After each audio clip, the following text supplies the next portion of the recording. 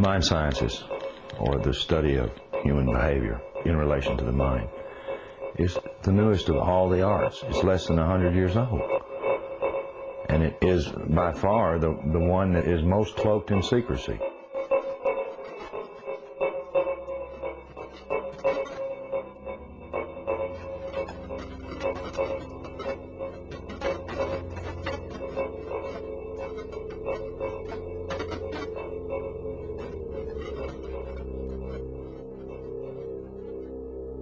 The origins of psychological warfare were in Nazi Germany, and in the Nazi ideology they had something that was called Weltanschauungskrieg, which means worldview warfare.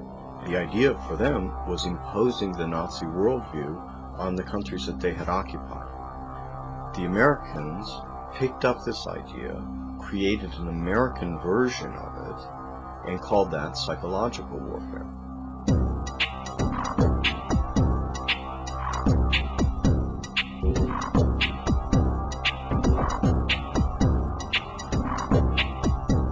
In trying to understand psychological warfare and in trying to understand the American approach to the post-war efforts to control people's minds, both as individuals and on a mass scale, there's a lot of illusions about how that was done. Were Nazis involved in that process? Yes, they were. Project Paperclip was a United States government-sanctioned CIA operation for the importation of Nazi and fascist scientists into the United States.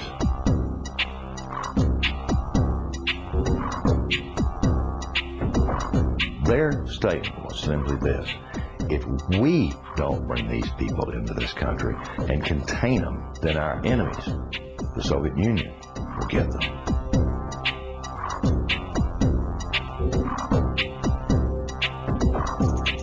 The first wave was to bring these scientists. There was 700 odd propulsion scientists, and then there were some 600 and some odd mind sciences people that they brought in. The CIA was given the responsibility of actually placing the individuals that had a Project Paperclip into the military-industrial complex, including their colleges and universities.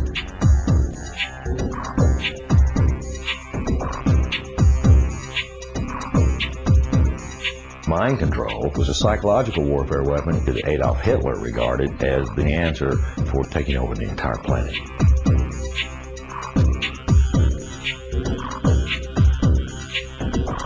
The name for the mind control research in this country was MKUltra. MKUltra was one program of a series of programs that came out of the CIA to experiment with different types of mind control, using drugs, using electroshock, using insulin shock, and other techniques.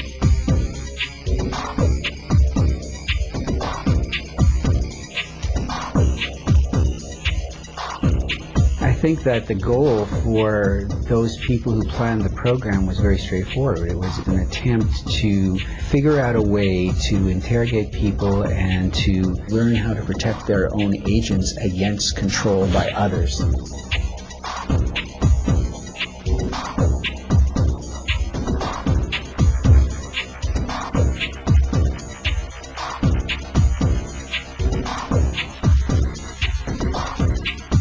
If you put someone in a position of being disabled by not feeding them or not allowing them to sleep or overwhelming them with sound, if you use massive shock treatment and you give people massive doses of drugs such as PCP or mescaline or amphetamines or LSD, and if you put them in periods of darkness where they can't predict from one minute to another what is going to happen next, so they're always dreading, there's no consistency to sort of what's going to happen, anybody can be put in a position of being open to brainwashing.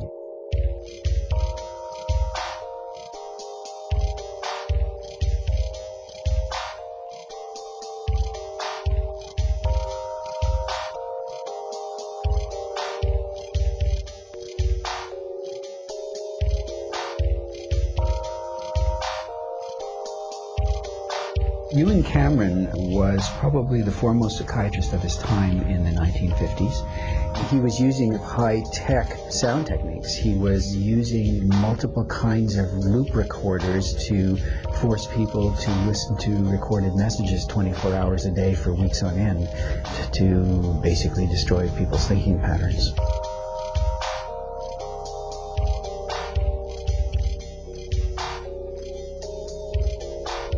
Injected the lysergic acid into the vein, and he patted me on the shoulder and said, "Now there, lassie, we'll see you later."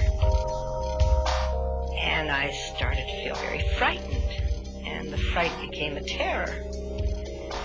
And I sort of began throwing myself from one side of the room to the other.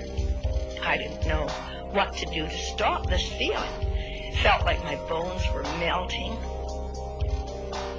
That I just didn't know who I was anymore.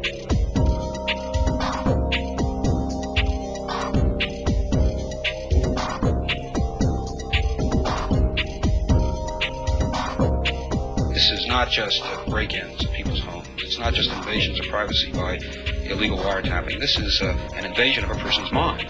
And that is about as profound an injury, except for loss of life, that the government can impose.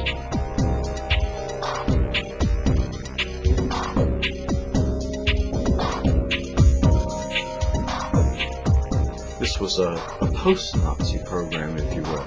It was an Americanization. I've often made the statement, and I still make it flippantly. The Nazis didn't lose the war. They just had to move. Now it's 50 years later. Now they're much more clever, much more sophisticated. They have a lot more money to spend.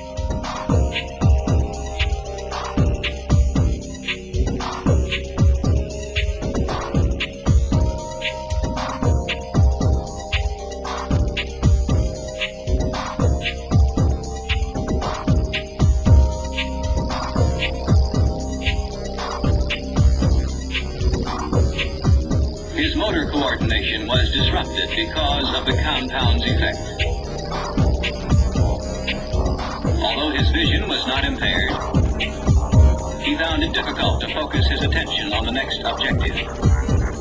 His physical actions were noticeably slower. He felt compelled to disobey his instructions. Did Sergeant Ditches give you any instructions about what you were supposed to do tomorrow? Tomorrow? What, today's Thursday? Today's Thursday. Today's Thursday. Well... Wars are not won on the battlefield. They're won in the minds of the people.